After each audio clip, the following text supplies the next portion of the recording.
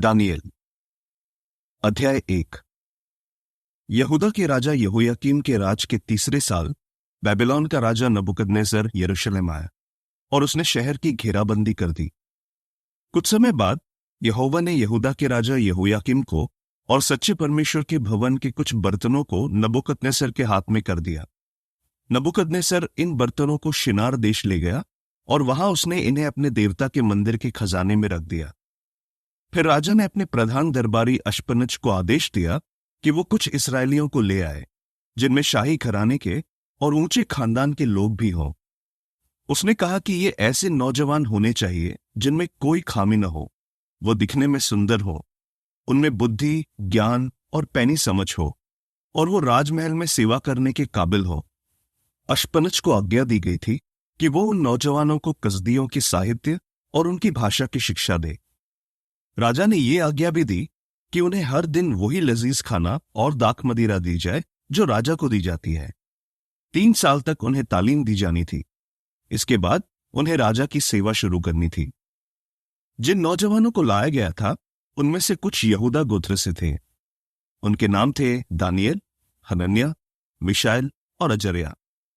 इन नौजवानों को मुख्य दरबारी ने नए नाम दिए। उसने दानियेल को बेलतेशस्सर नाम दिया, हनन्याह को शद्रक, मिशाएल को मेशक और अजर्याह को अबेदनेगो। मगर दानियेल ने अपने दिल में ठान लिया था कि वो न तो राजा के यहां से मिलने वाला लजीज खाना खाएगा, न ही उसकी दाख मदिरा पिएगा, ताकि खुद को दूषित न करे। इसलिए उसने मुख्य दरबारी से गुजारिश की कि उसे छूट दी जाए ताकि वो इन चीजों से खुद को दूषित न करे। और सच्चे परमेश्वर ने मुख्य दरबारी को दानियेल पर कृपा और दया करने के लिए उभारा।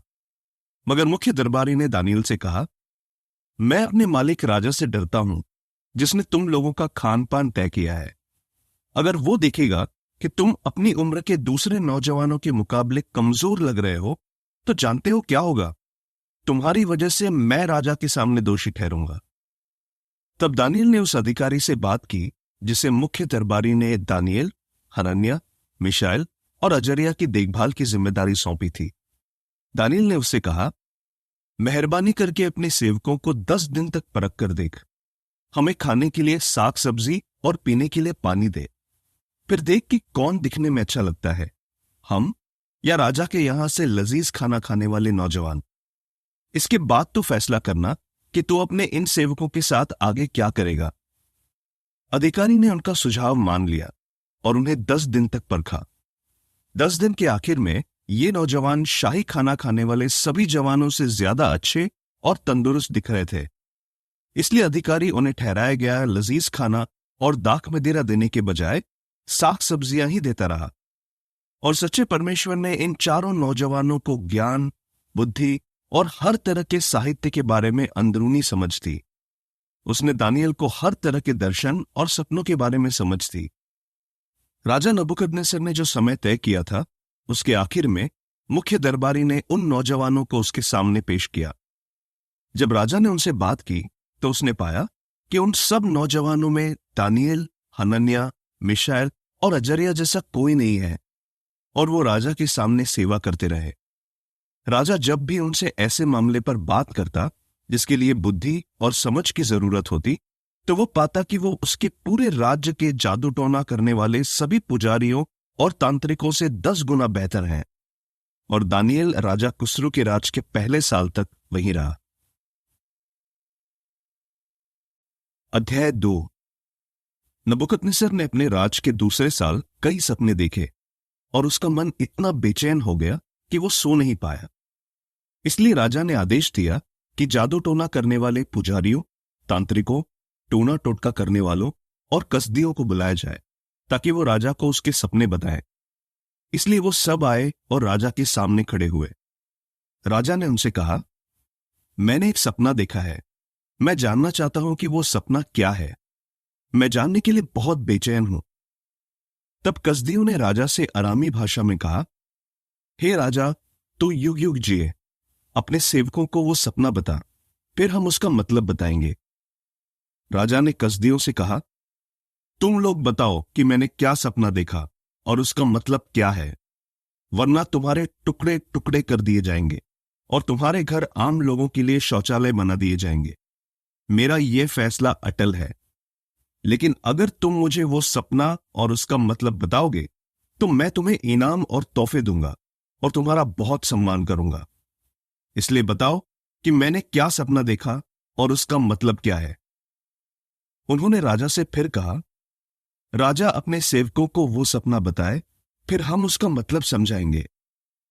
तब राजा ने कहा, मैं अच्छी तरह जानता हूं कि तुम टाल मटोल कर रहे हो, क्योंकि तुम जानते हो कि मेरा फैसला अटल है। अगर तुम मुझे वो सपना नहीं बताओगे तो तुम सब के लिए वो सजा तय है। लेकिन तुम सब ने मिलकर सोचा है कि समय के गुजरते शायद मैं अपना मन बदल दूंगा और तब तक तुम मुझे झूठी बातें बताकर धोखे में रखोगे, मगर ऐसा कुछ नहीं होने वाला। मैं कहता हूं, तुम मुझे वो सपना बताओ ताकि मैं जानूं कि तुम उसका मतलब भी समझा सकोगे। कसदियों ने राजा से कहा, दुनिया में ऐसा कोई नहीं होगा जो राजा की यह मांग पूरी कर सके। आज तक किसी महान राजा या राज्यपाल ने किसी जादू टोना करने वाले पुजारी से या टोना टोटका करने वाले से या कसदी से ऐसी बात नहीं पूछी। राजा जो पूछ रहा है वो बताना मुश्किल है। कोई भी इंसान राजा को यह बात नहीं बता सकता, सिवा देवताओं के, जो नश्वर इंसानों के बीच नहीं रहते। इस पर राजा आग बबूला हो उठा। उसने हुक्म दिया कि बेबीलोन के सभी ज्ञानियों को मार डाला जाए। जब यह हुक्म दिया गया और सभी ज्ञानियों को मार डाला जाने वाला था, तो दानियेल और उसके साथियों को भी ढूंढा गया ताकि उन्हें भी मार डाला जाए। तब दानियेल ने राजा के अंगरक्षकों के सरदार अर्योक से सूझबूझ और बहुत सावधानी से बात की, जो बेबीलोन के ज्ञानियों को मार डालने के लिए निकला था। उसने राजा के अधिकारी अर्योक से पूछा, राजा ने ऐसा कड़ा आदेश क्यों दिया? तब अर्योक ने दानियेल को सारी बात बताई। फिर दानियेल राजा के सामने गया और उससे गुजारिश की कि अगर राजा उसे थोड़ा वक्त दे तो वो उसे सपने का मतलब बता सकता है। फिर दानियेल अपने घर गया और उसने अपने साथियों यानी हनन्याह, मिशाएल और अजर्या को यह सब बताया। दानियेल ने उनसे यह प्रार्थना करने के लिए कहा कि स्वर्ग का परमेश्वर दया करे और इस रहस्य का खुलासा करे, ताकि बेबीलोन के बाकी ज्ञानियों के साथ दानियेल और उसके साथियों का नाश न किया जाए। फिर रात को एक दर्शन में दानियेल पर वह रहस्य खोला गया, इसलिए उसने स्वर्ग के परमेश्वर की तारीफ की। दानियेल ने कहा, परमेश्वर के नाम की युग युग तक तारीफ होती रहे, क्योंकि बुद्धि और ताकत सिर्फ उसी की है। वो समय और दौर को बदल देता है, राजाओं को पद से हटाता है और उस पर ठहराता है, बुद्धिमानों को बुद्धि और पैनी समझ वालों को ज्ञान देता है। वो गूढ़ और छिपी बातें जाहिर करता है। वो जानता है कि अंधेरे में क्या है, उसके साथ रोशनी का निवास है। हे मेरे पुरखों के परमेश्वर, मैं तेरा शुक्रिया अदा करता हूं, तेरी तारीफ करता हूं, क्योंकि तूने मुझे बुद्धि और शक्ति दी है। हमने तुझसे जो पूछा वो तूने मुझे बताया है। राजा को जिस बात की चिंता है वो तूने हम पर जाहिर की है। फिर दानियेल अर्योक के पास गया, जिसे राजा ने बेबीलोन के ज्ञानियों को नाश करने का काम सौंपा था। दानियेल ने अर्योक से कहा, बेबीलोन के किसी भी ज्ञानी का नाश मत कर, मुझे राजा के पास ले चल, मैं राजा को उसके सपने का मतलब बताऊंगा। अर्योक फौरन दानियेल को राजा के सामने ले गया और उससे कहा, मुझे यहूदा के बंदी लोगों में एक आदमी मिला है जो राजा को सपने का मतलब बता सकता है। राजा ने दानियेल से, जिसका नाम बेल्तेशस्सर था, कहा, क्या तू वाकई मुझे बता सकता है कि मैंने क्या सपना देखा और उसका मतलब क्या है? दानियेल ने राजा से कहा, राजा जो रहस्य जानना चाहता है उसे बताना किसी भी ज्ञानी या तांत्रिक या टोना टोटका करने वाले पुजारी या ज्योतिषी के बस की बात नहीं है, मगर जो परमेश्वर स्वर्ग में है वो रहस्य खोलने वाला परमेश्वर है।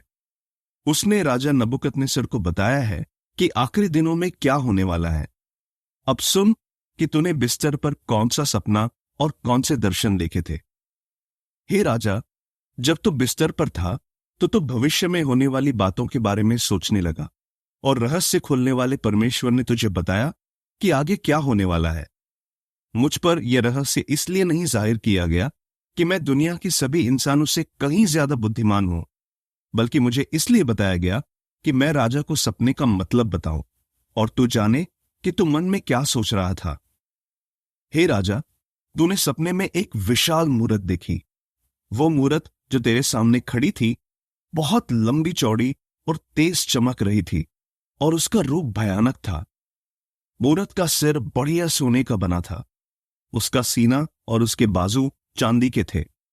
पेट और जांघें तांबे के थे। टांगे लोहे की थीं। पैर का कुछ हिस्सा लोहे का और कुछ मिट्टी का था। तो मूरत को देखता रहा और फिर एक पत्थर जो किसी के हाथ का काटा हुआ नहीं था अपने आप आया और सीधे उस मूरत के लोहे और मिट्टी के पैरों पर लगा और उसे चूर चूर कर दिया। तब लोहा, मिट्टी, तांबा, चांदी और सोना सब चूर चूर हो गए और उस भूसी की तरह बन गए जो गर्मियों में खलिहान में होती है, और हवा उन्हें ऐसे उड़ा ले गई कि कहीं भी उनका नामो निशान नहीं मिला। मगर वो पत्थर जिसने मूरत को तोड़ दिया था एक बड़ा पहाड़ बन गया जिससे पूरी धरती भर गई। यही वो सपना है जो तूने देखा था। अब हम राजा को इसका मतलब बताएंगे। हे राजा, तू जो राजाओं का राजा है, तुझे स्वर्ग के परमेश्वर ने राज, शक्ति, ताकत और शोहरत दी है। उसने सभी इंसानों को तेरे अधिकार में कर दिया है, फिर चाहे वो जहां भी रहते हो। साथ ही मैदान के जानवरों और आकाश के पंछियों को तेरे अधिकार में कर दिया है और सब पर तुझे राजा ठहराया गया है। तू ही सोने का वो सिर है। मगर तेरे बाद एक और राजा खड़ा होगा जिसका दर्जा तुझसे कम होगा। उसके बाद एक तीसरा राजा खड़ा होगा जो तांबे का होगा और पूरी धरती पर राज करेगा। फिर जो चौथा राजा आएगा वो लोहे की तरह मजबूत होगा। जैसे लोहा सब चीजों को चूर चूर कर देता है, पीस डालता है, हां, जैसे लोहा सब चीजों के टुकड़े टुकड़े कर देता है, वैसे ही वो राज इन सारी हुकूमतों को चूर चूर कर देगा और पूरी तरह मिटा देगा। तूने देखा कि मूरत के पैर और उसकी उंगलियां कहीं मिट्टी के और कहीं लोहे के थे। उसी तरह ये राज बढ़ जाएगा। फिर भी इसमें थोड़ा लोहे जैसा कड़ापन रह जाएगा, ठीक जैसे तूने देखा कि कच्ची मिट्टी के साथ लोहा मिला हुआ था। जैसे पैरों की उंगलियां कहीं लोहे की और कहीं मिट्टी की थीं, वैसे ही यह राज एक मामले में मजबूत होगा तो दूसरे में कमजोर। जैसे तूने देखा कि कच्ची मिट्टी और लोहा मिला हुआ था, वैसे ही इस राज के कुछ हिस्से लोगों से मिले होंगे, मगर वो एक दूसरे से नहीं जुड़े रहेंगे, ठीक जैसे लोहा मिट्टी से नहीं जुड़ता। उन राजाओं के दिनों में स्वर्ग का परमेश्वर एक ऐसा राज कायम करेगा जो कभी नाश नहीं किया जाएगा। वो राज किसी और के हाथ में नहीं किया जाएगा। वो राज इन सारी हुकूमतों को चूर चूर करके उनका अंत कर डालेगा और सिर्फ वही हमेशा तक कायम रहेगा। ठीक जैसे तूने देखा कि पहाड़ में से एक पत्थर बिना किसी के हाथ के काटे आया और उसने लोहे, तांबे, मिट्टी, चांदी और सोने को चूर चूर कर डाला। महान परमेश्वर ने राजा को बताया है कि भविष्य में क्या होगा। यह सपना सच्चा है और इसका जो मतलब बताया गया है वो भरोसे के लायक है। तब राजा नबूकदनेस्सर दानियल के सामने मुंह के बल जमीन पर गिरा और उसने दानियल का सम्मान किया। उसने आदेश दिया कि दानियल को भेंट दी जाए और उसके आगे धूप जलाया जाए। राजा ने दानियल से कहा, वाकई तुम्हारा परमेश्वर सब ईश्वरों से महान ईश्वर है, सब राजाओं का मालिक है और रहस्य खोलने वाला परमेश्वर है। यही वजह है कि तू यह रहस्य बता पाया। फिर राजा ने दानियल का पद और ऊंचा कर दिया, उसे कई बेहतरीन तोहफे दिए और बेबीलोन के पूरे प्रांत का शासक और बेबीलोन के सभी ज्ञानियों का मुख्य प्रशासक ठहराया। और दानियल की गुजारिश पर राजा ने शद्रक, मेशक और अबेदनेगो को बेबीलोन के प्रांत के प्रशासन के अधिकारी ठहराया। मगर दानियल राजा के दरबार में ही काम करता रहा। अध्याय 3। राजा नबूकदनेस्सर ने सोने की एक मूरत बनवाई जिसकी ऊंचाई 60 हाथ और चौड़ाई 6 हाथ थी। उसने ये मूरत बेबीलोन के प्रांत में दूरा नाम के मैदान में खड़ी कराई। फिर राजा नबूकदनेस्सर ने सूबेदारों, प्रशासकों, राज्यपालों, सलाहकारों, खजांचियों, न्यायियों, नगर अधिकारियों और अलग अलग प्रांतों के सभी अधिकारियों को खबर भेजी कि वो उसकी खड़ी कराई मूरत के उद्घाटन पर आए। इसलिए सूबेदार, प्रशासक, राज्यपाल, सलाहकार, खजांची, न्यायी, नगर अधिकारी और अलग अलग प्रांतों के सभी अधिकारी राजा नबुकदनेस्सर की खड़ी कराई मूरत के उद्घाटन पर हाजिर हुए। वो सभी उस मूरत के सामने खड़े हो गए। तब संदेश ऐलान करने वाले ने जोर जोर से ऐलान किया, अलग अलग राष्ट्रों और भाषाओं के लोगों, सुनो, तुम सबको यह हुक्म दिया जाता है कि जब तुम नरसिंगे, बांसुरी, सुरमंडल, छोटे सुरमंडल, तारों वाले बाजे, मशकबीन और बाकी सभी साजों की आवाज सुनोगे तो तुम सब गिरकर सोने की उस मूरत की पूजा करोगे जो राजा नबुकदनेस्सर ने खड़ी कराई है। जो कोई गिरकर उसकी पूजा नहीं करेगा उसे फौरन धधकते भट्टे में फेंक दिया जाएगा। इसलिए जब नरसिंगे, बांसुरी, सुरमंडल, छोटे सुरमंडल, तारों वाले बाजे और बाकी सभी साजों की आवाज सुनाई पड़ी तो सब राष्ट्रों और भाषाओं के लोगों ने गिरकर सोने की उस मूरत की पूजा की जो राजा नबुकदनेस्सर ने खड़ी कराई थी।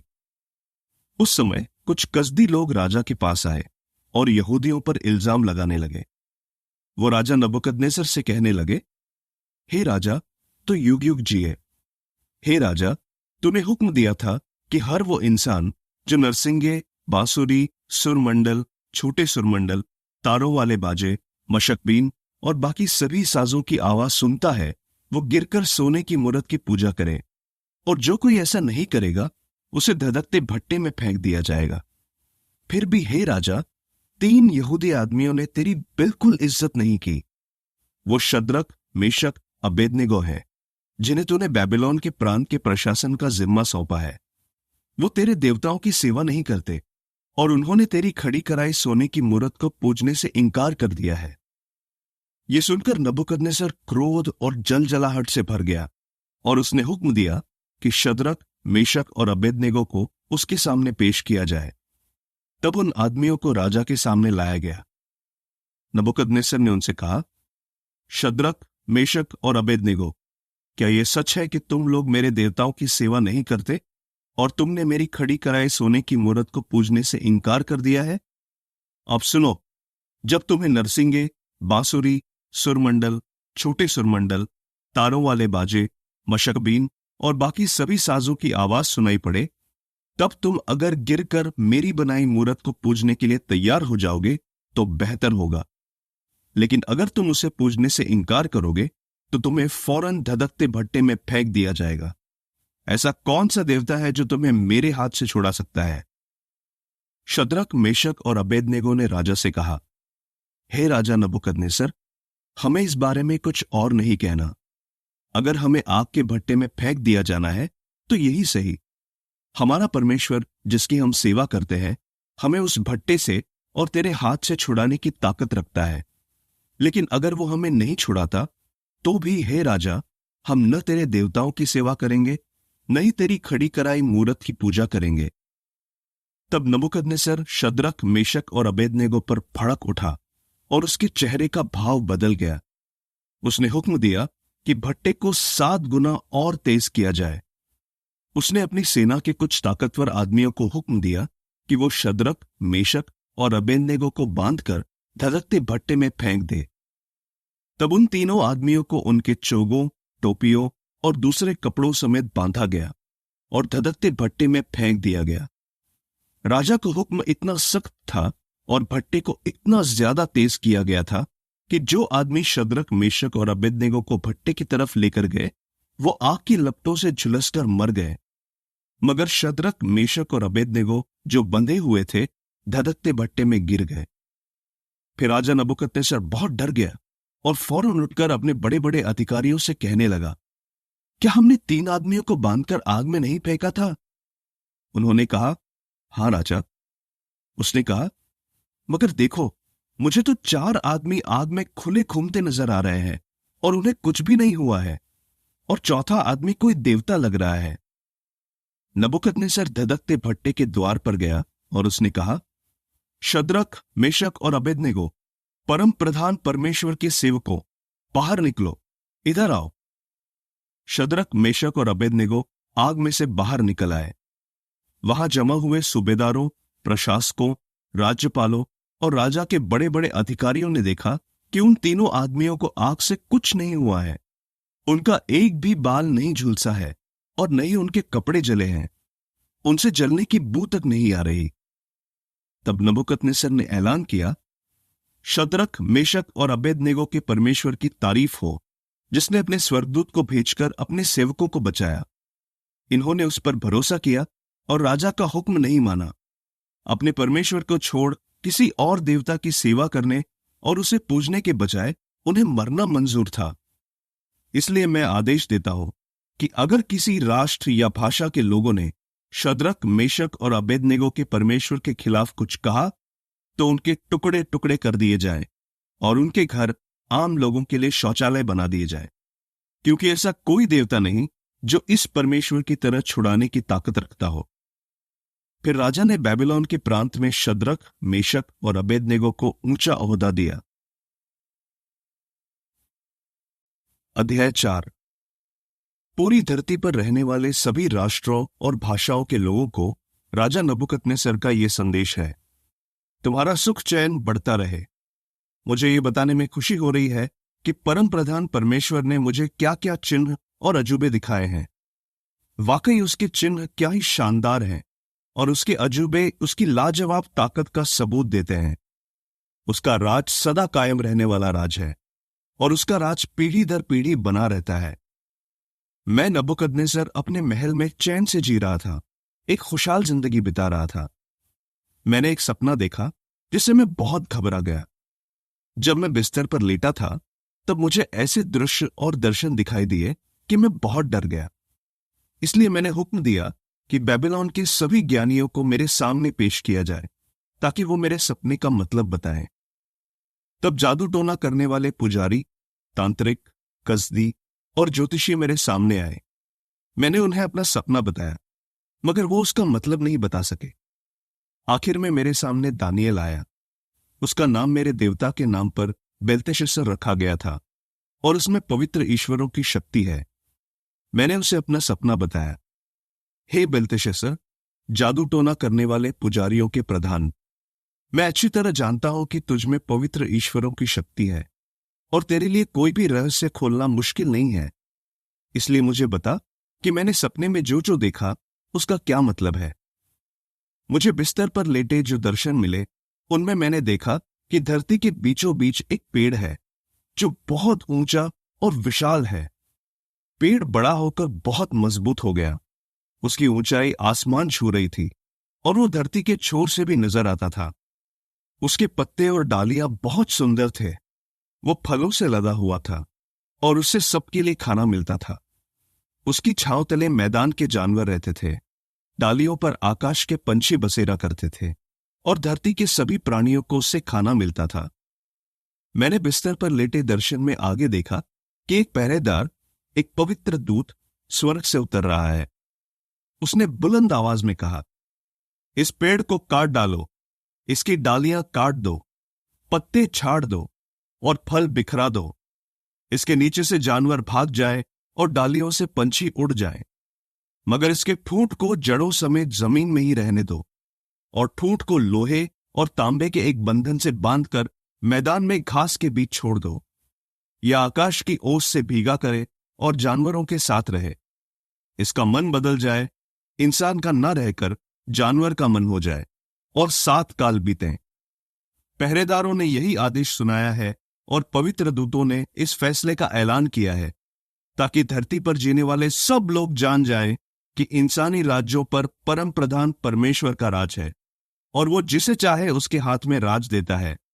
वो छोटे से छोटे इंसान को भी राज करने के लिए ठहराता है। यही वो सपना था जो मैंने, राजा नबूकदनेस्सर ने देखा। अब हे बेलतेशस्सर, तो उसका मतलब बता, क्योंकि मेरे राज्य के बाकी ज्ञानियों में से कोई भी इसका मतलब नहीं बता पाया है, मगर तू बता सकता है, क्योंकि तुझ में पवित्र ईश्वरों की शक्ति है। तब दानियेल, जिसका नाम बेलतेशस्सर है, एक पल के लिए बिल्कुल सुन्न हो गया और कुछ सोचकर घबराने लगा। राजा ने कहा, हे बेलतेशस्सर, तू सपने और उसके मतलब के बारे में सोचकर मत घबरा। बेलतेशस्सर ने कहा, हे मेरे मालिक, यह सपना उन पर पूरा हो जो तुझसे नफरत करते हैं और इसका मतलब तेरे दुश्मनों पर लागू हो। जो पेड़ तूने देखा था, जो बहुत बढ़ गया और मजबूत हो गया था, जिसकी ऊंचाई आसमान छू रही थी और पूरी धरती से नजर आती थी, जिसके पत्ते बहुत सुंदर थे, जो फलों से लदा हुआ था, जिससे सबको खाना मिलता था, जिसके नीचे मैदान के जानवर रहते थे और डालियों पर आकाश के पंछी बसेरा करते थे, वो पेड़ तू ही है, क्योंकि हे राजा, तू बहुत महान और ताकतवर हो गया है, और तेरा वैभव आसमान तक पहुंच गया है, और तेरा राज धरती के कोने कोने तक फैल गया है। और राजा ने एक पहरेदार को, एक पवित्र दूत को स्वर्ग से उतरते देखा, जो कह रहा था, इस पेड़ को काट डालो और इसे नाश कर दो, मगर इसके ठूंठ को जड़ों समेत जमीन में ही रहने दो, और ठूंठ को लोहे और तांबे के एक बंधन से बांधकर मैदान की घास के बीच रहने दो। यह आकाश की ओस से भीगा करे और तब तक मैदान के जानवरों के साथ रहे, जब तक कि 7 काल न बीत जाए। हे राजा, अब सुन कि इसका मतलब क्या है। यह परम प्रधान का फैसला है, जो मेरे मालिक राजा पर बीतना तय है। तुझे इंसानों के बीच से खदेड़ दिया जाएगा, और तू मैदान के जानवरों के साथ रहा करेगा। तू बैलों की तरह घास पत्ते खाएगा। तू आकाश की ओस से भीगा करेगा, और तुझ पर 7 काल बीतेंगे। तब जाकर तू जान जाएगा कि इंसानी राज्यों पर परम प्रधान परमेश्वर का राज है, और वो जिसे चाहे उसके हाथ में राज देता है। मगर उन्होंने ये भी कहा कि ठूंठ को जड़ों समेत छोड़ दिया जाए। इसका मतलब यह है, जब तू जान लेगा कि स्वर्ग में कोई है जो राज करता है, तो तेरा राज तुझे लौटा दिया जाएगा। इसलिए हे राजा, मेहरबानी करके मेरी यह सलाह मान। अपने पापों से फिरकर सही काम कर, और दुष्ट काम छोड़कर गरीबों पर दया कर। हो सकता है तेरी खुशहाली के दिन और बढ़ा दिए जाएं। ये सारी बातें राजा नबूकदनेस्सर पर घटी। 12 महीने बाद जब राजा बेबीलोन में अपने राजमहल की छत पर टहल रहा था, तब वो कहने लगा, क्या यह महानगरी बेबीलोन नहीं, जिसे मैंने अपने बल से, अपनी ताकत से बनाया है, ताकि यह राजनिवास हो और इससे मेरा प्रताप और ऐश्वर्य बढ़े? राजा अपनी बात पूरी कर भी नहीं पाया था कि आकाश से एक आवाज सुनाई दी, हे राजा नबूकदनेस्सर, तेरे लिए यह संदेश है, राज तेरे हाथ से ले लिया गया है, और तुझे इंसानों के बीच से खदेड़ दिया जाएगा। तो मैदान के जानवरों के साथ रहेगा, और बैलों की तरह घास पत्ते खाएगा, और तुझ पर 7 काल गुजरेंगे। तब जाकर तू जान जाएगा कि इंसानी राज्यों पर परम प्रधान परमेश्वर का राज है, और वो जिसे चाहे उसके हाथ में राज देता है। उसी पल यह बात नबूकदनेस्सर पर पूरी हो गई। उसे इंसानों के बीच से खदेड़ दिया गया, और वो बैलों की तरह घास पत्ते खाने लगा। उसका शरीर आकाश की ओस से भीगता रहा। उसके बाल उकाबों के पंखों जैसे लंबे हो गए, और नाखून पक्षियों के चंगुलों जैसे हो गए।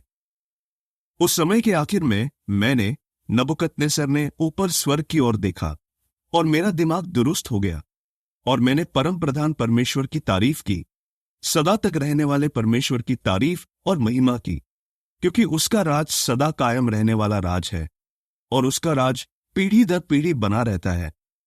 उसके सामने धरती के निवासी कुछ भी नहीं है।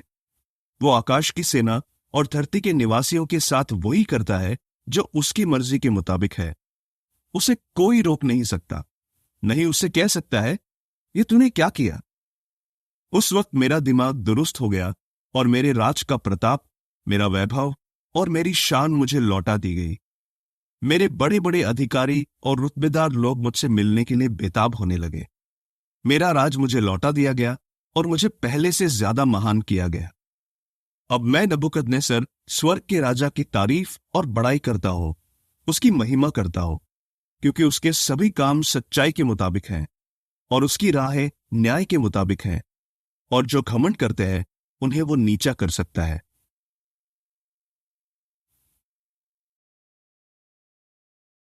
अध्याय 5। राजा बेलशस्सर ने एक बड़ी और आलीशान दावत रखी, और अपने 1000 रुतबेदार लोगों को न्योता दिया। उसने उन सबके सामने दाख मदिरा पी। बेलशस्सर ने नशे में धुत होकर हुक्म दिया कि उसका पिता नबूकदनेस्सर यरूशलेम के मंदिर से सोने चांदी के जो प्याले और कटोरे उठा लाया था, वो अब उसके सामने लाए जाएं, ताकि वो और उसके रुतबेदार लोग और उसकी रखैलियां और दूसरी पत्नियां उनमें से पिएं। तब सोने के वो बर्तन लाए गए जो यरूशलेम में परमेश्वर के भवन के मंदिर से उठाकर लाए गए थे। राजा, उसके रुतबेदार लोग उसकी रखैलियां और दूसरी पत्नियां सब उनमें से पीने लगे। वो दाख मदिरा पीकर उन देवताओं की बड़ाई करने लगे जो सोने, चांदी, तांबे, लोहे, लकड़ी और पत्थर के बने थे। तब अचानक एक आदमी का हाथ दिखाई दिया और दीवट के पास राजमहल की दीवार के पलस्तर पर कुछ लिखने लगा। राजा ने उस हाथ को दीवार पर लिखते हुए देखा। राजा का चेहरा पीला पड़ गया और वो कुछ सोचकर घबराने लगा। उसकी कमर के जोड़ हिलने लगे और घुटने आपस में टकराने लगे। राजा ने जोर से चिल्लाकर कहा कि तांत्रिकों, कसदियों और ज्योतिषियों को बुलाया जाए। राजा ने बेबीलोन के ज्ञानियों से कहा, जो कोई ये लिखावट पढ़कर मुझे इसका मतलब बताएगा, उसे बैंजनी कपड़ा पहनाया जाएगा, उसके गले में सोने का हार डाला जाएगा और उसे इस राज्य का तीसरा सबसे बड़ा शासक बनाया जाएगा। तब राजा के सभी ज्ञानी आए, मगर वो न तो लिखावट पढ़ सके, न ही उसका मतलब राजा को बता सके। इसलिए राजा बेल्शस्सर बहुत घबरा गया और उसका चेहरा पीला पड़ गया। उसके रुतबेदार लोग भी उलझन में पड़ गए। राजा और उसके रुतबेदार लोगों की बातें सुनकर रानी दावत खाने में आई। रानी ने कहा, हे राजा, तू युग युग जिए। तेरा चेहरा क्यों पीला पड़ गया? तुझे खौफ खाने की जरूरत नहीं। तेरे राज्य में एक आदमी है जिसमें पवित्र ईश्वरों की शक्ति है। तेरे पिता के दिनों में उस आदमी में ईश्वरों जैसा ज्ञान, अंदरूनी समझ और बुद्धि पाई गई थी। तेरे पिता राजा नबूकदनेस्सर ने उसे जादू टोना करने वाले पुजारियों, तांत्रिकों, कसदियों और ज्योतिषियों का प्रधान ठहराया था। हे राजा, तेरे पिता ने वाकई ऐसा किया था। दानिएल, जिसका नाम राजा ने बेल्तेशस्सर रखा था, बहुत काबिल था। उसमें ज्ञान और अंदरूनी समझ थी, इसलिए वो सपनों का मतलब बता सकता था, पहेलियां बुझा सकता था और कोई भी गुत्थी सुलझा सकता था। इसलिए दानिएल को बुला, वो तुझे इस लिखावट का मतलब बताएगा। तब दानिएल को राजा के सामने लाया गया। राजा ने दानिएल से पूछा, क्या तू दानिएल है? क्या तू उन लोगों में से है जिन्हें मेरा पिता यानी राजा यहूदा से बंदी बनाकर लाया था? मैंने सुना है कि तुझ में ईश्वरों की शक्ति है और तेरे पास कमाल की बुद्धि, ज्ञान और अंदरूनी समझ है। मेरे सामने ज्ञानियों और तांत्रिकों को लाया गया ताकि वो ये लिखावट पढ़कर इसका मतलब मुझे बताएं, मगर वो नहीं बता पा रहे हैं। लेकिन मैंने सुना है कि तेरे पास रहस्य खोलने और गुत्थी सुलझाने की काबिलियत है। इसलिए अगर तू ये लिखावट पढ़कर इसका मतलब मुझे बताए तो तुझे बैंजनी कपड़ा पहनाया जाएगा, तेरे गले में सोने का हार डाला जाएगा और तुझे इस राज्य का तीसरा सबसे बड़ा शासक बनाया जाएगा। दानिएल ने राजा से कहा, मुझे तेरे तोहफे नहीं चाहिए, तू चाहे तो ये सब किसी और को दे दे। फिर भी मैं राजा को ये लिखावट पढ़कर सुनाऊंगा और इसका मतलब बताऊंगा।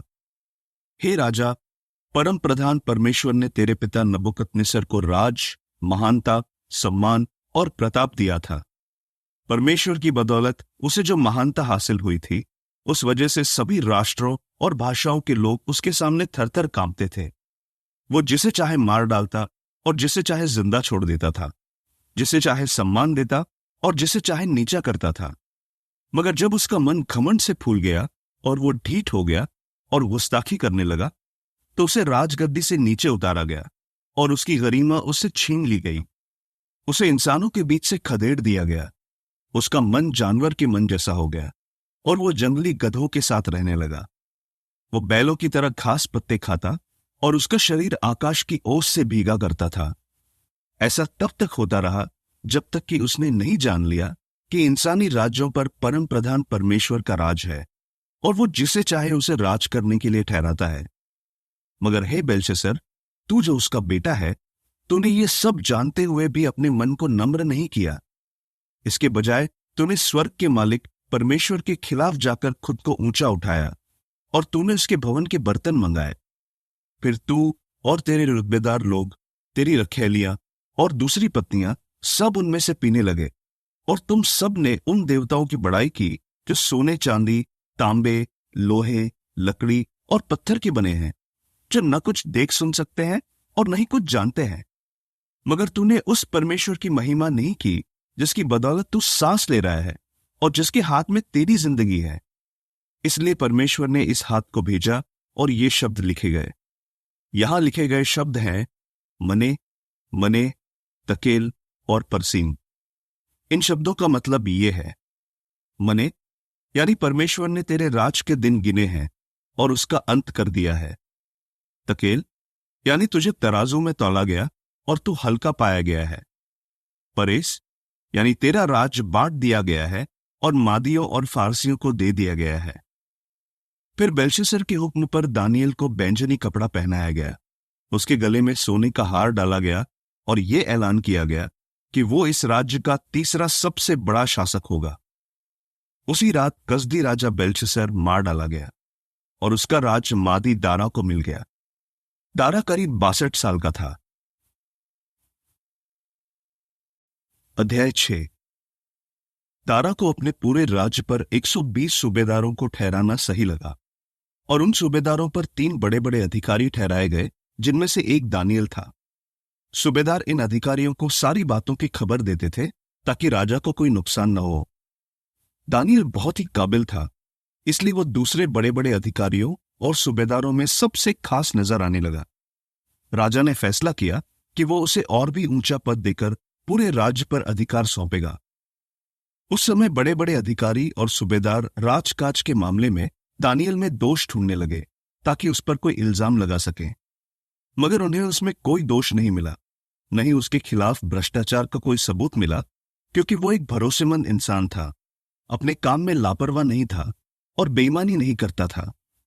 वो आदमी कहने लगे, हमें इस दानियल में कोई दोष नहीं मिलेगा जिसे हम उस पर इल्जाम लगा सकें। हमें उसकी शिकायत के लिए कोई ऐसी बात ढूंढनी होगी जो उसके परमेश्वर के नियमों से संबंध रखती हो। इसलिए वो बड़े बड़े अधिकारी और सूबेदार टोली बनाकर राजा के सामने गए और कहने लगे, हे राजा दारा, तू युग युग जिए। राज्य के सभी बड़े बड़े अधिकारियों, प्रशासकों, सूबेदारों, ऊंचे ओहदे के अधिकारियों और राज्यपालों ने आपस में मशविरा करके तय किया है कि लोगों पर पाबंदी लगाने का एक शाही फरमान जारी किया जाए कि अगर 30 दिन तक कोई भी राजा को छोड़ किसी और देवता या इंसान से विनती करे तो उसे शेरों की मान में फेंक दिया जाएगा। इसलिए हे राजा, तू ये फरमान जारी कर दे और इस पर दस्तखत कर दे, ताकि मादियों और फारसियों के कानून के मुताबिक ये बदला न जाए और न ही रद्द किया जाए। इसलिए राजा दारा ने पाबंदी के उस फरमान पर दस्तखत कर दिए। मगर जैसे ही दानियल को पता चला कि उस फरमान पर राजा ने दस्तखत कर दिए हैं, वो अपने घर गया, जिसके ऊपरी कमरे की खिड़कियां यरूशलेम की तरफ खुलती थीं, और पहले की तरह वो हर दिन 3 बार घुटने टेककर अपने परमेश्वर से प्रार्थना करता रहा और उसकी तारीफ करता रहा। तभी वो आदमी धड़धड़ाते हुए अंदर घुस आए और उन्होंने देखा कि दानियल अपने परमेश्वर से विनती कर रहा है और उससे कृपा के लिए मिन्नतें कर रहा है। तब वो राजा के पास गए और उन्होंने उसे पाबंदी के बारे में याद दिलाते हुए कहा, हे राजा, क्या तुमने एक फरमान पर दस्तखत नहीं किए थे कि 30 दिन तक अगर कोई राजा को छोड़ किसी और देवता या इंसान से विनती करेगा तो उसे शेरों की मान में फेंक दिया जाएगा?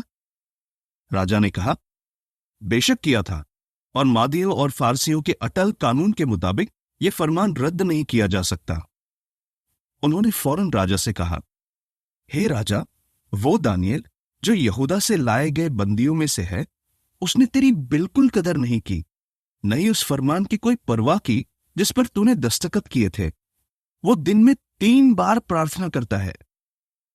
जैसे ही राजा ने यह बात सुनी, उसे बहुत दुख हुआ और वो दानियल को बचाने की तरकीब सोचने लगा। सूरज ढलने तक उसने दानियल को बचाने की हर मुमकिन कोशिश की।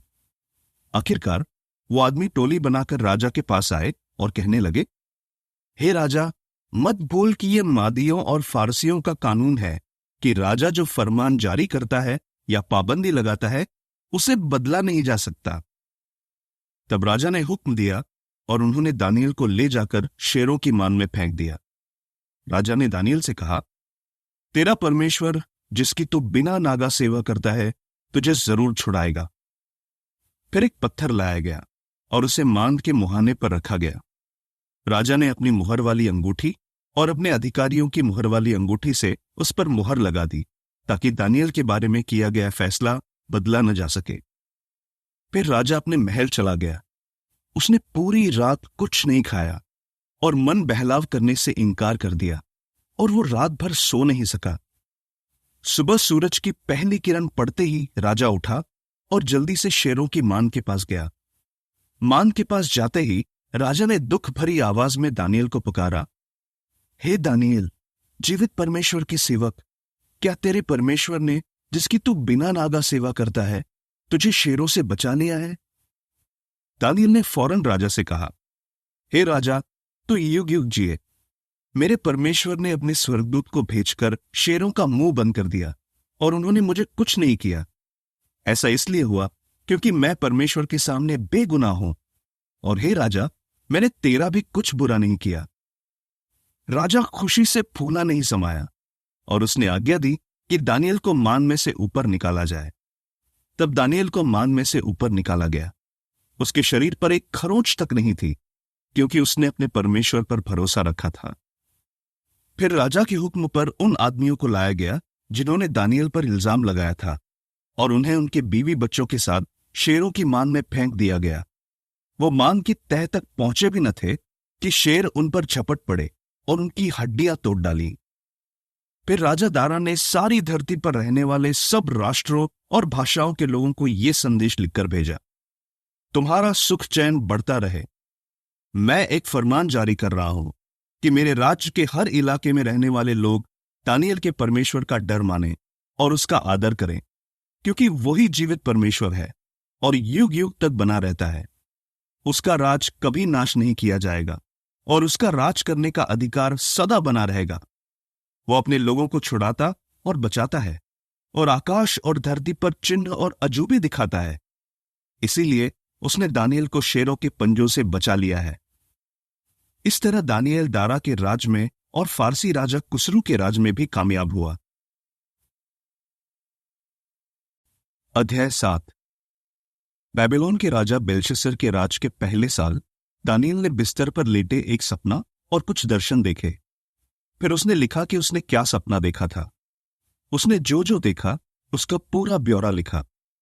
दानियल ने कहा, मैंने रात को दर्शन में ये देखा, आकाश के चारों तरफ से आंधी चलने लगी जो विशाल समुंदर में हलचल मचाने लगी।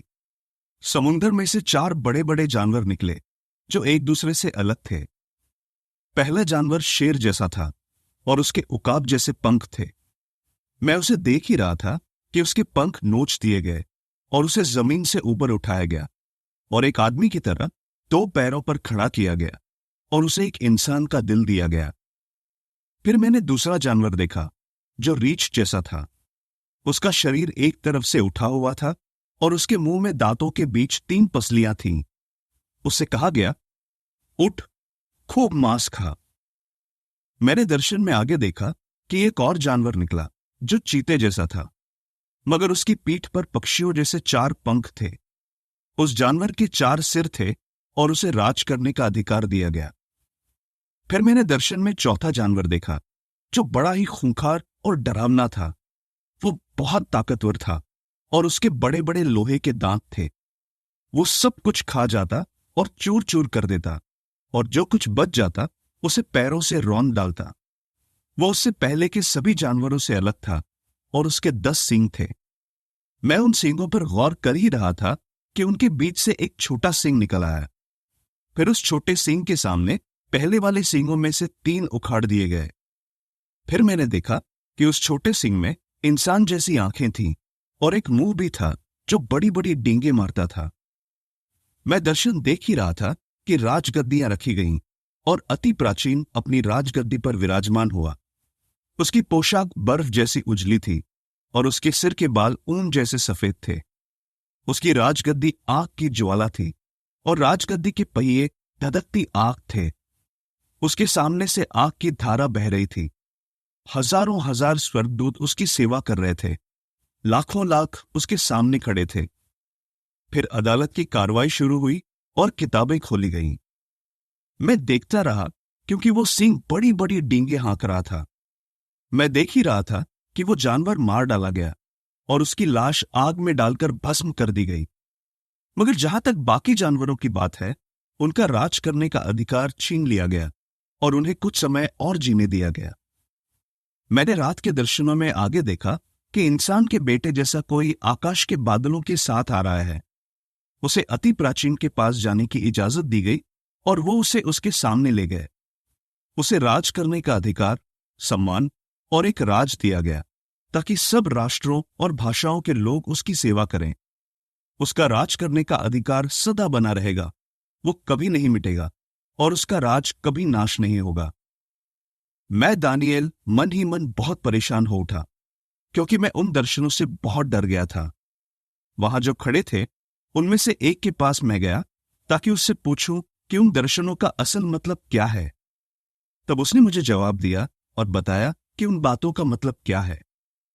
ये 4 बड़े बड़े जानवर 4 राजा हैं जो धरती से उठेंगे, मगर राज सबसे महान परमेश्वर के पवित्र जनों को दिया जाएगा और इस राज पर उनका सदा के लिए अधिकार होगा। हां, युग युग तक उन्हीं का अधिकार होगा। फिर मैंने चौथे जानवर के बारे में ज्यादा जानना चाहा, जो बाकी जानवरों से बिल्कुल अलग था। वो बहुत ही भयानक था और उसके लोहे के दांत और तांबे के पंजे थे। वो सब कुछ खा जाता और चूर चूर कर देता था, और जो कुछ बच जाता उसे पैरों से रौंद डालता था। मैंने उसके सिर के 10 सींगों के बारे में भी जानना चाहा, और उस दूसरे सींग के बारे में भी जो बाद में निकल आया था और जिसके सामने 3 सींग उखड़कर गिर गए थे। उस सींग की आंखें थीं और एक मुंह भी था जिससे वो बड़ी बड़ी डींगे मारता था। वो सींग बाकी सींगों से बहुत बड़ा था। मैंने आगे देखा कि वो सींग पवित्र जनों से युद्ध करने लगा और तब तक उन पर अपना जोर आजमाता रहा जब तक कि अति प्राचीन न आया और सबसे महान परमेश्वर के पवित्र जनों के पक्ष में फैसला न सुनाया गया। और तब वह तय समय आ गया कि पवित्र जन राज पर अधिकार करें। जो मुझे दर्शन समझा रहा था उसने मुझसे कहा, चौथा जानवर चौथे राज को दर्शाता है जो धरती पर आएगा। वो बाकी सभी राज्यों से अलग होगा। वो पूरी धरती को खा जाएगा, उसे पैरों तले रौंद डालेगा और चूर चूर कर देगा। 10 सींग 10 राजाओं को दर्शाते हैं जो उसी राज में से निकलेंगे, और उनके बाद एक और राजा आएगा जो पहले के राजाओं से अलग होगा और 3 राजाओं को नीचा दिखाएगा। वो परम प्रधान परमेश्वर के खिलाफ बातें करेगा और सबसे महान परमेश्वर के पवित्र जनों को सताता रहेगा। वो समय और कानून को बदलने की कोशिश करेगा और पवित्र जनों को उसके हाथ में 1 काल, 2 काल और आधे काल के लिए दे दिया जाएगा। मगर फिर अदालत की कार्रवाई शुरू हुई और उन्होंने उसका राज करने का अधिकार छीन लिया ताकि उसे मिटा दें और पूरी तरह नाश कर दें। और आकाश के नीचे के सारे राज्य और राज करने का अधिकार और उनका वैभव सबसे महान परमेश्वर के पवित्र जनों को दे दिया गया। उनका राज सदा तक कायम रहने वाला राज है और सारे राज्य उनकी सेवा करेंगे और उनकी आज्ञा मानेंगे। मेरे दर्शन का ब्यौरा यहीं खत्म होता है। मैं दानिएल दर्शन की बातें सोचकर बहुत घबरा गया। मेरा चेहरा पीला पड़ गया, मगर मैंने ये बात अपने दिल में ही रखी। अध्याय 8। राजा बेलशस्सर के राज के तीसरे साल मुझ दानिएल को एक और दर्शन मिला। मैं एलाम प्रांत में शूशन नाम के किले में था। मैं ऊलै की नहर के पास था। मैंने नजरें उठाई तो देखा कि नहर के सामने एक मेढ़ा खड़ा है और उसके 2 सींग हैं। दोनों सींग लंबे थे, मगर एक सींग दूसरे से ज्यादा लंबा था। लंबा सींग बाद में निकला था। मैंने देखा कि मेढ़ा पश्चिम, उत्तर और दक्षिण की तरफ सींग मार रहा है और कोई भी जंगली जानवर उसके सामने टिक नहीं पा रहा था, और ऐसा कोई नहीं था जो उसके हाथ से किसी को छुड़ा सके। वो अपनी मनमर्जी कर रहा था और खुद को ऊंचा उठा रहा था। फिर मैंने देखा कि पश्चिम से एक बकरा आ रहा है जो पूरी धरती पर इतनी तेजी से गुजर रहा था कि उसके पैर जमीन को नहीं छू रहे थे। उस बकरे की आंखों के बीच एक सींग था जो देखने लायक था। वो उस 2 सींगों वाले मेढ़े की तरफ आ रहा था जिसे मैंने नहर के पास खड़े देखा था। बकरा गुस्से से भरा हुआ उसकी तरफ दौड़ रहा था। मैंने देखा कि बकरा मेढ़े पर झुंझलाता हुआ उसके बिल्कुल पास आ रहा था। वो मेढ़े पर लपका और उसे गिरा दिया और उसके दोनों सींग तोड़ दिए। मेढ़े के पास उसका सामना करने की ताकत नहीं थी। बकरे ने उसे जमीन पर गिराकर रौंद दिया और मेढ़े को बकरे के हाथ से छुड़ाने वाला कोई न था। फिर उस बकरे ने खुद को बहुत ऊंचा उठाया। मगर जैसे ही वो ताकतवर हुआ, उसका बड़ा सींग तोड़ दिया गया। फिर उस सींग की जगह ऐसे 4 सींग निकल आए जो देखने लायक थे। ये 4 सींग धरती की 4 दिशाओं की तरफ बढ़ने लगे। उन 4 सींगों में से एक सींग से एक और सींग निकल आया जो छोटा था। ये छोटा सींग दक्षिण और पूरब की तरफ और सुंदर देश की तरफ बढ़ चढ़कर अपनी ताकत दिखाने लगा। ये इतना ताकतवर हो गया कि आकाश की सेना तक पहुंच गया, और इसने सेना में से कुछ को और कुछ तारों को धरती पर गिरा दिया और उन्हें रौंद डाला। यहां तक कि उसने उस सेना के हाकिम को चुनौती दी और उसकी नियमित बलियां छीन ली गईं और उसका ठहराया हुआ पवित्र स्थान गिरा दिया गया। अपराध की वजह से एक सेना और नियमित बलियां उसके हवाले कर दी गईं, और वो सच्चाई को धरती पर गिराता रहा और अपने काम में कामयाब हो गया। फिर मैंने एक पवित्र दूत को बात करते सुना, और एक दूसरे पवित्र दूत ने उससे कहा, वो दर्शन कब तक पूरा होता रहेगा जो नियमित बलियों और उस अपराध के बारे में है जिससे तबाही मचती है? कब तक पवित्र जगह और सेना को रौंदा जाएगा? उसने मुझसे कहा, जब तक कि 2300 शाम और सुबह नहीं बीत जाते। फिर पवित्र जगह को जरूर पहले की तरह सही हालत में लाया जाएगा। मैं दानिएल दर्शन देख रहा था और उसे समझने की कोशिश कर रहा था कि तभी अचानक मैंने देखा कि एक आदमी जैसा कोई मेरे सामने खड़ा है। फिर मैंने ऊले के बीच खड़े एक आदमी की आवाज सुनी। उसने पुकार कर कहा, जिब्राइल, इस आदमी ने जो देखा है उसका मतलब इसे समझा। तब वह उस जगह आया जहां मैं खड़ा था, मगर जब वो आया तो मैं इतना डर गया कि मैं मुंह के बल गिर पड़ा। उसने मुझसे कहा, इंसान के बेटे, तू ये जान ले कि यह दर्शन अंत के समय में पूरा होगा। मगर जब वह मुझसे बात कर रहा था तो मैं मुंह के बल जमीन पर गिर गया और गहरी नींद सो गया। उसने मुझे छुआ और मुझे वहां खड़ा किया जहां मैं पहले खड़ा था। फिर उसने कहा, अब मैं तुझे बताऊंगा कि परमेश्वर के क्रोध के समय के आखिर में क्या होगा, क्योंकि यह दर्शन अंत के तय समय में पूरा होगा। तूने जो 2 सींगों वाला मेढ़ा देखा, वो मादै और फारस के राजाओं को दर्शाता है। रोएदार बकरा यूनान के राजा को दर्शाता है, और उसकी आंखों के बीच बड़ा सींग यूनान के पहले राजा को दर्शाता है। वो सींग तोड़ दिया गया और उसके बदले 4 सींग निकल आए। उसका मतलब यह है कि उसके राष्ट्र से 4 राज्य उभर आएंगे, मगर वो राज्य उस राजा के जितने ताकतवर नहीं होंगे। उनके राज्य के आखिरी दौर में जब अपराधी अपराध करने में हद कर जाएंगे, तब एक ऐसा खूंखार राजा उभरेगा जो उलझाने वाली बातें समझता होगा। वो बहुत ताकतवर हो जाएगा, मगर अपने दम पर नहीं। वो बड़े ही अनोखे तरीके से तबाही मचाएगा और अपने हर काम में कामयाब होगा। वो शक्तिशाली लोगों को और पवित्र जनों को भी नाश कर देगा। वो कामयाब होने के लिए चालाकी से दूसरों को धोखा देगा, मन ही मन खुद को बहुत ऊंचा समझेगा और अमन चैन के दौर में बहुत से लोगों को नाश कर देगा। यहां तक कि वो हाकिमों के हाकिम से भी लड़ेगा, मगर वो किसी इंसान के हाथ लगाए बगैर तोड़ दिया जाएगा।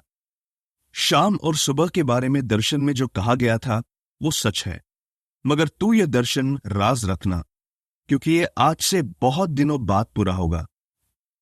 मैं दानिएल पस्त हो गया और कुछ दिनों तक बीमार पड़ा रहा। फिर मैं उठा और राजा के काम में लग गया, मगर मैंने जो देखा था उसकी वजह से मैं सुन्न हो गया और कोई मेरी हालत नहीं समझ पाया था। अध्याय 9। यह मादियों के वंशज दारा का पहला साल था। दारा अहश्वेरोश का बेटा था और उसे कसदियों के राज्य का राजा बनाया गया था। उसके राज के पहले साल मुझ दानिएल को किताबें पढ़कर यह समझ मिली कि यरूशलेम 70 साल तक उजाड़ पड़ा रहेगा, ठीक जैसे यहोवा ने भविष्यवक्ता यिर्मयाह से कहा था। इसलिए मैंने सच्चे परमेश्वर यहोवा की तरफ मुंह किया और उससे गिड़गिड़ाकर मिन्नतें की। साथ ही मैंने उपवास किया, टाट ओढ़ा और खुद पर राख डाली। मैंने अपने परमेश्वर यहोवा से प्रार्थना की और हमारे पाप कबूल करते हुए कहा, हे सच्चे परमेश्वर यहोवा, तू महान और विस्मयकारी परमेश्वर है, अपना करार निभाता है, और जो तुझसे प्यार करते हैं और तेरी आज्ञाएं मानते हैं उन्हें तू अपने अटल प्यार का सबूत देता है। हमने पाप किया, बुरे काम किए, दुष्ट काम किए और तुझसे बगावत की। हम तेरी आज्ञाओं और तेरे न्याय सिद्धांतों से दूर चले गए हमने तेरे सेवकों भविष्यवक्ताओं की बात नहीं सुनी, जिन्होंने तेरे नाम से हमारे राजाओं, हाकिमों, पुरखों और देश के सभी लोगों को बताया था कि उन्हें क्या करना चाहिए। हे यहोवा, तू नेक है, मगर हम शर्मिंदा हैं, जैसे कि आज देखा जा सकता है। यहूदा के लोग, यरूशलेम के निवासी और पूरे इस्राएल के लोग शर्मिंदा हैं, जो पास और दूर के उन सभी देशों में रहते हैं जहां तूने उन्हें तितर बितर कर दिया, क्योंकि उन्होंने तेरे साथ विश्वासघात किया था। हे यहोवा, हम और हमारे राजा, हाकिम और बाप दादे शर्मिंदा हैं, क्योंकि हमने तेरे खिलाफ पाप किया है। हमारा परमेश्वर यहोवा दयालु और माफ करने वाला परमेश्वर है, मगर हमने उससे बगावत की। हमने अपने परमेश्वर यहोवा की आज्ञा नहीं मानी और उसके कानून नहीं माने, जो उसने अपने सेवक भविष्यवक्ताओं के जरिए हमें दिए थे। पूरे इस्राएल ने तेरा कानून लांघा और तेरी बात मानने के बजाय तुझसे मुंह मोड़ लिया। इसलिए तू हम पर वो सारे शाप ले आया जो तूने शपथ खाकर बताए थे और सच्चे परमेश्वर के सेवक मूसा के कानून में लिखवाए थे। हमने वाकई तेरे खिलाफ पाप किया है। परमेश्वर ने हम पर बड़ी विपत्ति लाकर वो बात पूरी की जो उसने हमारे बारे में और हम पर राज करने वाले शासकों के बारे में कही थी। यरूशलेम पर जैसा कहर ढाया गया था, वैसा आज तक आकाश के नीचे कहीं पर भी नहीं ढाया गया। जैसे मूसा के कानून में लिखा था, हम पर ये सारी विपत्तियां आ पड़ी, फिर भी हमने अपने परमेश्वर यहोवा से रहम की भीख नहीं मांगी। हमने गुनाह करना नहीं छोड़ा और तेरी सच्चाई को नहीं समझा। इसलिए यहोवा हम पर नजर रखे हुए था और विपत्ति लाया, क्योंकि हमारा परमेश्वर यहोवा जो कुछ करता है सही करता है, मगर हमने उसकी आज्ञा नहीं मानी। हे हमारे परमेश्वर यहोवा, तू अपने शक्तिशाली हाथ से अपने लोगों को मिस्र से निकाल लाया था और तूने एक बड़ा नाम कमाया जो आज तक मशहूर है। हमने पाप किया है और दुष्ट काम किए हैं। हे यहोवा, तू जो हमेशा नेक काम करता है, मेहरबानी करके अपना क्रोध और जलजलाहट अपने शहर यरूशलेम से, अपने पवित्र पहाड़ से दूर कर दे।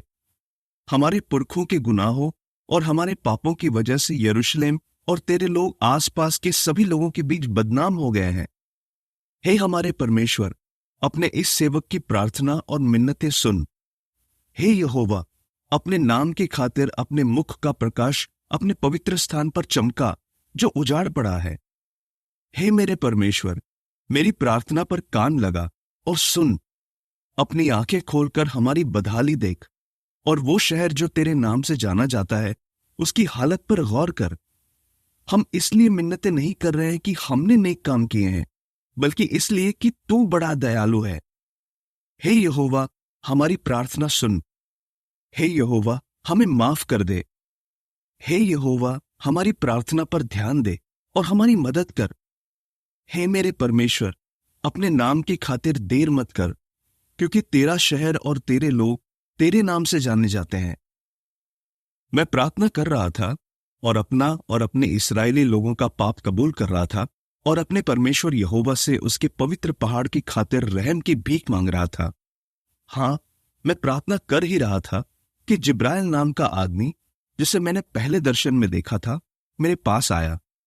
उस वक्त मैं बहुत पस्त हो चुका था और शाम का चढ़ावा अर्पित करने का समय हो रहा था। उसने मुझे समझाते हुए कहा, दानिएल, अब मैं तुझे सब बातों को और भी अच्छी तरह जानने और समझने की काबिलियत देने आया हूं। जब तू मिन्नतें करने लगा तो मुझे एक संदेश मिला और मैं तुझे वो संदेश बताने आया हूं, क्योंकि तू परमेश्वर के लिए बहुत अनमोल है। इसलिए इस संदेश पर गौर कर और दर्शन को समझ। तेरे लोगों और तेरी पवित्र नगरी के लिए 70 हफ्ते ठहराए गए हैं, ताकि अपराध मिटा दिया जाए, पाप का अंत किया जाए, गुनाह के लिए प्रायश्चित किया जाए, सदा के लिए नेकी कायम की जाए, दर्शन और भविष्यवाणी पर मुहर लगाई जाए और परम पवित्र का अभिषेक किया जाए। तो ये बात जान और समझ ले कि जब यरूशलेम को बहाल करने और दोबारा बनाने की आज्ञा दी जाएगी, तब से लेकर मसीहा यानी अगुवे के आने तक 7 हफ्ते बीतेंगे, फिर 62 हफ्ते बीतेंगे। वो नगरी बहाल की जाएगी, उसे बहाल किया जाएगा और एक चौक और नहर समेत दोबारा बनाया जाएगा, मगर मुसीबत के समय। फिर 62 हफ्तों के बीतने पर मसीहा काट डाला जाएगा और उसके पास कुछ नहीं बचेगा। और आने वाले प्रधान की सेना नगरी और पवित्र जगह को नाश कर देगी। उसका अंत बाढ़ से होगा और अंत तक युद्ध चलता रहेगा, और उसके लिए नाश तय किया गया है। और वो बहुतों के लिए करार को 1 हफ्ते तक बरकरार रखेगा, और जब वह हफ्ता आधा बीत जाएगा तो वह बलिदान और चढ़ावे बंद करा देगा, और खिनौनी चीजों के पंख पर उजाड़ने वाला सवार होकर आएगा। और जो तय किया गया है वो उजाड़ पड़ी हुई जगह पर भी तब तक उंडेला जाएगा जब तक कि वो खाक में नहीं मिल जाती।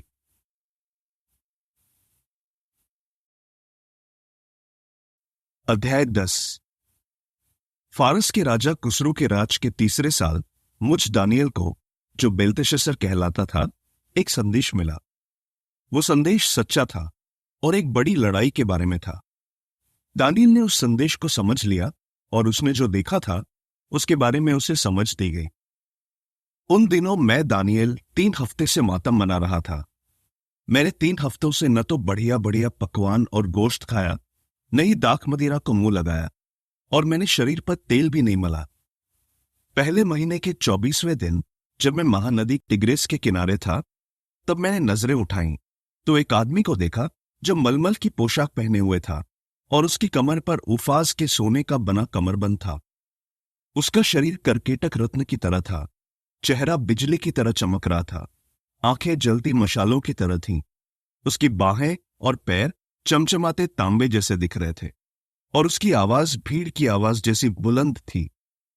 वो दर्शन सिर्फ मैंने देखा, जो आदमी मेरे साथ थे उन्होंने नहीं देखा। फिर भी वो थरथर कांपने लगे और भागकर कहीं छिप गए।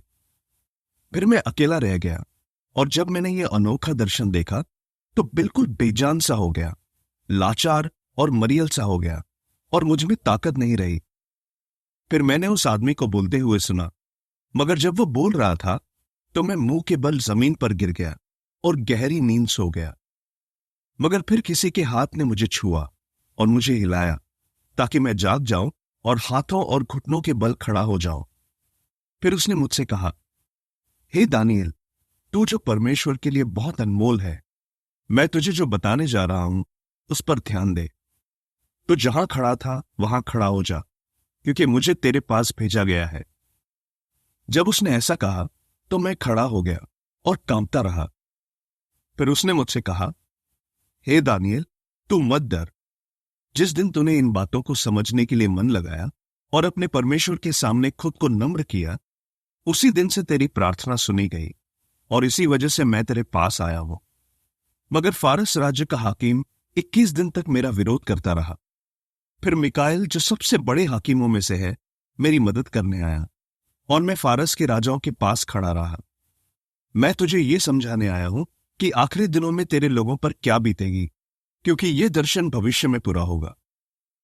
जब उसने मुझसे ये बातें कहीं तो मैंने जमीन की तरफ मुंह किया और मुझसे कुछ बोलते न बना। फिर जो आदमी जैसा दिख रहा था उसने मेरे होंठ छुए, और तब मैं बोलने लगा। मेरे सामने जो खड़ा था उससे मैंने कहा, मेरे मालिक, दर्शन की वजह से मैं कांप रहा हूं, मुझ में जरा भी ताकत नहीं है। इसलिए मालिक, तेरा यह सेवक तुझसे कैसे बात कर सकता है? मुझ में जरा भी ताकत नहीं है, बिल्कुल भी जान नहीं है। फिर जो आदमी जैसा दिख रहा था उसने मुझे दोबारा छुआ और मेरी हिम्मत बंधाई। उसने मुझसे कहा, हे दानियल, तू जो परमेश्वर के लिए बहुत अनमोल है, मत डर, तेरा भला हो, हिम्मत रख, हाँ हिम्मत रख। जब उसने ऐसा कहा तो मुझे हिम्मत मिली, और मैंने कहा, मेरे मालिक, अब तू बोल, क्योंकि तूने मेरी हिम्मत बंधाई है। फिर उसने मुझसे कहा, क्या तू जानता है कि मैं तेरे पास क्यों आया हूं? अब मैं वापस जाकर फारस के हाकिम से युद्ध करूंगा। जब मैं जाऊंगा तो यूनान का हाकिम आएगा। फिर भी मैं तुझे वो बातें बताऊंगा जो सच्चाई की किताब में लिखी हैं। तेरे हाकिम मिकाएल के सिवा कोई और इन बातों में मेरा पूरा साथ नहीं दे रहा है। अध्याय 11। मादी दारा के राज के पहले साल मैं उसकी हिम्मत बंधाने और उसे मजबूत करने के लिए खड़ा हुआ। अब मैं तुझे एक सच्ची बात बताने जा रहा हूं। देख, फारस में 3 और राजा उठेंगे, और चौथा राजा बाकियों से ज्यादा दौलत इकट्ठी करेगा। और जब वो अपनी दौलत के दम पर ताकतवर हो जाएगा तो वो हर किसी को यूनान के राज्य के खिलाफ भड़काएगा। फिर एक ताकतवर राजा उठेगा और एक बड़े इलाके पर राज करेगा और अपनी मनमानी करेगा। मगर उसके उठने के बाद उसके राज्य के टुकड़े टुकड़े कर दिए जाएंगे और 4 दिशाओं में बिखरा दिए जाएंगे। उसका राज उसके वंशजों को नहीं दिया जाएगा और जो उसके बाद आएंगे उनका इलाका उसके इलाके जितना नहीं होगा, क्योंकि उसका राज जड़ से उखाड़ दिया जाएगा और दूसरों का हो जाएगा। दक्षिण का राजा यानी उसके हाकिमों में से एक ताकतवर हो जाएगा, मगर कोई और उससे ज्यादा ताकतवर होगा और एक बड़े इलाके पर राज करेगा और वो उससे ज्यादा अधिकार पाएगा। कुछ साल बाद वो एक संधि करेंगे। दक्षिण के राजा की बेटी उत्तर के राजा के पास आएगी ताकि उनके बीच एक समझौता हो, मगर उस बेटी की ताकत मिट जाएगी और न राजा टिकेगा न ही उसकी ताकत रहेगी और बेटी दूसरे के हवाले कर दी जाएगी। बेटी और उसे लाने वाले और उसका पिता और वो जिसने उन दिनों उसे ताकतवर बनाया था सब दूसरों के हवाले कर दिए जाएंगे। उस बेटी की जड़ों में से एक अंकुर निकलकर अपने पिता की जगह लेगा। वो सेना के पास आएगा और उत्तर के राजा के किले पर हमला करेगा और उनके खिलाफ कदम उठाकर उन्हें जीत लेगा। साथ ही वो उनके देवताओं, उनकी धातु की मूर्तों और उनकी सोने चांदी की मनभावनी चीजों को लेकर और उनके लोगों को बंदी बनाकर मिस्र लौट आएगा। वो कुछ साल तक उत्तर के राजा पर हमला नहीं करेगा, मगर उत्तर का राजा दक्षिण के राजा के राज्य पर हमला करेगा, लेकिन फिर वो अपने देश लौट जाएगा। उसके बेटे युद्ध की तैयारी करेंगे और एक बड़ी विशाल सेना इकट्ठी करेंगे। वो जरूर आगे बढ़ेगा और एक बाढ़ की तरह सब कुछ बहा ले जाएगा, मगर फिर वो वापस चला जाएगा और युद्ध करता हुआ अपने किले में लौट जाएगा। दक्षिण का राजा कड़वाहट से भर जाएगा और निकल पड़ेगा और उससे यानी उत्तर के राजा से युद्ध करेगा। वो एक बड़ी भीड़ इकट्ठी करेगा, मगर भीड़ उसके हवाले कर दी जाएगी। उस भीड़ को ले जाया जाएगा। उसका मन घमंड से फूल जाएगा और वो लाखों लोगों को गिराएगा, फिर भी वो अपनी ताकत का फायदा नहीं उठाएगा। उत्तर का राजा लौट आएगा और पहले से भी बड़ी भीड़ इकट्ठी करेगा। उस दौर के खत्म होने पर यानी कुछ साल बाद वो एक विशाल सेना के साथ जरूर आएगा जो हथियारों से पूरी तरह लैस होगी। उस समय दक्षिण के राजा के खिलाफ बहुत से लोग उठ खड़े होंगे। तेरे लोगों में से जो खूंखार हैं वो बहकावे में आकर दर्शन को पूरा करने की कोशिश करेंगे, मगर वो ठोकर खाकर गिर जाएंगे। उत्तर का राजा आएगा और एक किलेबंद शहर के चारों तरफ घेराबंदी की ढलान खड़ी करेगा और उस पर कब्जा कर लेगा। दक्षिण की सेनाएं और उनके बड़े बड़े सूरमा नहीं टिक पाएंगे। उनके पास मुकाबला करने की ताकत नहीं होगी। दक्षिण के राजा के खिलाफ आने वाला अपनी मनमानी करेगा और उसके सामने कोई नहीं टिक पाएगा। वो सुंदर देश में जाकर खड़ा होगा और उसके पास नाश करने की ताकत होगी। वो अपने राज्य की पूरी ताकत को लेकर पक्के इरादे के साथ आएगा, मगर फिर वो उस राजा के साथ समझौता करेगा और कदम उठाएगा। उसे औरतों की बेटी को नाश करने का अधिकार दिया जाएगा। वो बेटी नहीं टिकेगी, नहीं उसकी बनी रहेगी। वो फिर से समंदर किनारे के इलाकों की तरफ मुंह करके बहुत सी जगहों पर कब्जा कर लेगा। इसने दूसरों के हाथों जो बेइज्जती सही है उसे एक सेनापति आकर दूर कर देगा। वो और बेइज्जत न होगा, क्योंकि वो बेइज्जती करने वाले को ही बेइज्जत कर देगा।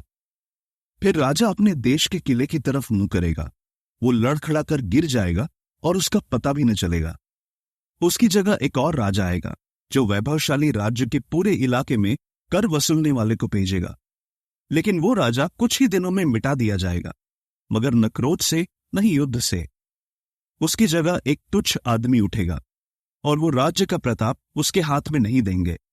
वो अमन चैन के दौर में आएगा और चिकनी चुपड़ी बातें करके राज्य पर अधिकार कर लेगा। वो बाढ़ जैसी सेनाओं को हरा देगा और वो कुचल दी जाएंगी और करार का अगुआ भी कुचल दिया जाएगा। उन्होंने उसके साथ जो संधि की होगी उसकी वजह से वो छल करेगा और उठेगा और एक छोटे राष्ट्र के दम पर शक्तिशाली बन जाएगा। वो अमन चैन के एक दौर में प्रांत की सबसे बढ़िया जगहों में आएगा और ऐसा काम करेगा जो उसके पुरखों ने नहीं किया था। वो लूट का सारा माल उनमें बांट देगा और किलेबंद जगहों को लेने की साजिशें रचेगा, मगर सिर्फ कुछ समय के लिए। वो ताकत और हिम्मत जुटाएगा और एक विशाल सेना लेकर दक्षिण के राजा पर हमला करने आएगा। दक्षिण का राजा एक बहुत बड़ी और ताकतवर सेना के साथ युद्ध की तैयारी करेगा। वो खड़ा नहीं रह पाएगा क्योंकि वो उसके खिलाफ साजिशें रचेंगे। उसके साथ शाही खाना खाने वाले ही उसे गिरा देंगे। जहां तक उसकी सेना की बात है, उसका सफाया कर दिया जाएगा और बहुत से लोग मार डाले जाएंगे। इन दोनों राजाओं का मन बुराई की तरफ झुका रहेगा। वो एक ही मेज पर बैठकर एक दूसरे से झूठ बोलेंगे, मगर उन्हें किसी भी बात में कामयाबी नहीं मिलेगी क्योंकि अंत भविष्य में तय समय पर होगा। वो खूब सारा माल लेकर अपने देश लौट जाएगा और उसका मन पवित्र करार के खिलाफ होगा। वो कार्रवाई करेगा और अपने देश लौट जाएगा।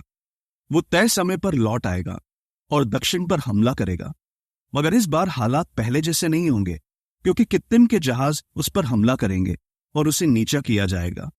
वो लौट जाएगा और पवित्र करार पर अपना गुस्सा निकालेगा और कदम उठाएगा। वो लौट जाएगा और पवित्र करार छोड़ने वालों पर ध्यान देगा।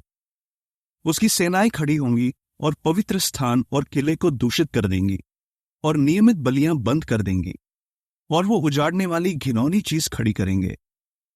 जो लोग करार के खिलाफ दुष्ट काम करते हैं, उन्हें वो चिकनी चुपड़ी बातों से बगावत की राह पर ले जाएगा, मगर जो लोग अपने परमेश्वर को जानते हैं, वो उससे भी मजबूत साबित होंगे और कदम उठाएंगे। लोगों में से जिनके पास अंदरूनी समझ है, वो बहुतों को समझ देंगे। उन्हें कुछ दिनों तक तलवार, आग की ज्वाला, बंधुआई और लूटमार से गिराया जाएगा, मगर जब उन्हें गिराया जाएगा तो उन्हें थोड़ी मदद दी जाएगी। बहुत से लोग चिकनी चुपड़ी बातें कहकर उनसे मिल जाएंगे और अंदरूनी समझ रखने वालों में से कुछ लोग गिरा दिए जाएंगे ताकि उनकी वजह से शुद्ध करने का काम हो सके और साफ करने और उजला करने का काम अंत के समय तक चलता रहे, क्योंकि यह सब भविष्य में तय समय पर पूरा होगा। राजा अपनी मनमानी करेगा। वो हर देवता से खुद को ऊपर उठाएगा और उनसे ज्यादा खुद की बड़ाई करेगा। वो सब ईश्वरों से महान ईश्वर के खिलाफ चौंकाने वाली बातें कहेगा। वो तब तक कामयाब होता जाएगा जब तक कि क्रोध पूरी तरह प्रकट नहीं हो जाता, क्योंकि जो तय किया गया है वो होकर ही रहेगा। वो अपने पिताओं के ईश्वर की कोई कदर नहीं करेगा, नहीं औरतों की ख्वाहिश की या किसी और देवता की परवाह करेगा। वो खुद को सबसे ऊंचा उठाएगा। इसके बजाय वो किलों के देवता की महिमा करेगा। ऐसे देवता को सोना, चांदी, कीमती रत्न और मनभावनी चीजें चढ़ाएगा जिसे उसके पिता नहीं जानते थे, और ऐसा करके उसकी महिमा करेगा। वो एक पराये देवता के साथ मिलकर मजबूत से मजबूत गढ़ों के खिलाफ कदम उठाएगा। जो उसे मानते हैं उनकी वो बहुत बड़ाई करेगा और उन्हें बहुतों पर राज करने का अधिकार देगा और दाम लेकर उनमें जमीन बांट देगा। अंत के समय में दक्षिण का राजा उससे भिड़ेगा और उत्तर का राजा रथों, घुड़सवारों और बहुत से जहाजों के साथ उस पर आंधी की तरह टूट पड़ेगा। वो कई देशों में घुस जाएगा और बाढ़ की तरह सब कुछ बहा ले जाएगा। वो सुंदर देश में भी घुस जाएगा और बहुत से देश हरा दिए जाएंगे, मगर जो उसके हाथ से बच जाएंगे वो ये हैं: एदोम, मोआब और अम्मोनियों का सबसे खास हिस्सा। वो कई देशों की तरफ अपना हाथ बढ़ाता जाएगा और मिस्र देश भी नहीं बचेगा। वो मिस्र के छिपे खजाने यानी सोने, चांदी और वहां की सारी मनभावनी चीजों का मालिक बन जाएगा। लिबिया और इथियोपिया के लोग उसके कदमों में होंगे, मगर पूरब और उत्तर से मिलने वाली खबरों से वो बेचैन हो उठेगा और बड़ी जलजलाहट में आकर बहुतों को नाश करने और मिटाने के लिए निकल पड़ेगा। वो अपने शाही तंबू विशाल सागर और सुंदर देश के पवित्र पहाड़ के बीच खड़े करेगा। आखिरकार उसका अंत हो जाएगा और उसकी मदद करने वाला कोई न होगा। अध्याय 12। उस समय के दौरान मिकाएल खड़ा होगा, वो बड़ा हाकिम जो तेरे लोगों की तरफ से खड़ा है। और संकट का ऐसा समय आएगा जैसा एक राष्ट्र के बनने से लेकर उस समय तक नहीं आया होगा। उस समय के दौरान तेरे लोग बच जाएंगे। हर कोई जिसका नाम किताब में लिखा है बच जाएगा। और जो मिट्टी में मिल गए हैं और मौत की नींद सो रहे हैं, उनमें से कई लोग जाग उठेंगे, कुछ हमेशा की जिंदगी के लिए तो कुछ बदनामी और हमेशा का अपमान सहने के लिए। जिनमें अंदरूनी समझ है वो आसमान की तरह तेज चमकेंगे, और जो बहुतों को नेकी की राह पर लाते हैं वो तारों की तरह हमेशा हमेशा तक चमकते रहेंगे। और हे दानियल, तू इस किताब को मोहरबंद कर दे और अंत के समय तक इसकी बातों को राज रख। बहुत से लोग ढूंढ डांड करेंगे और सच्चा ज्ञान बहुत बढ़ जाएगा, फिर मुझ दानियल को वहां दो स्वर्गदूत दिखाई दिए, एक नदी के इस किनारे खड़ा था और दूसरा उस किनारे। तब एक स्वर्गदूत ने उस आदमी से जो मलमल की पोशाक पहने था और नदी के ऊपर था पूछा, ये अनोखी बातें कब जाकर पूरी होंगी? तब मैंने उस आदमी को बोलते सुना जो मलमल की पोशाक पहने था और नदी के ऊपर था। उसने अपना दायां और बायां हाथ स्वर्ग की तरफ उठाया और युग युग तक जीने वाले परमेश्वर की शपथ खाकर कहा, ये बातें ठहराए हुए 1 काल, 2 काल और आधे काल के लिए होंगी। जैसे ही पवित्र लोगों की ताकत का चूर चूर करना खत्म हो जाएगा, ये सारी बातें पूरी हो जाएंगी। मैंने ये सारी बातें सुनी, मगर मैं समझ नहीं पाया। इसलिए मैंने पूछा, मालिक, इन सारी बातों का क्या नतीजा होगा? उसने कहा, हे दानिएल, तू जा, क्योंकि ये बातें अंत के समय तक राज रखी गई हैं और इन पर मुहर लगाई गई है। बहुत से लोग खुद को साफ और उजला करेंगे और उन्हें शुद्ध किया जाएगा। दुष्ट लोग दुष्टता करेंगे और कोई भी दुष्ट नहीं समझ पाएगा, मगर अंदरूनी समझ रखने वाले समझ जाएंगे। जिस समय नियमित बलियां बंद कर दी गईं और उजाड़ने वाली घिनौनी चीज खड़ी की गई, तब से 1290 दिन गुजरेंगे। सुखी है वो इंसान जो 1335 दिनों के बीतने तक उम्मीद लगाए रहता है। मगर जहां तक तेरी बात है, तो आखिर तक मजबूत बना रहे। तू आराम करेगा, मगर फिर वक्त आने पर अपना हिस्सा पाने के लिए उठ खड़ा होगा।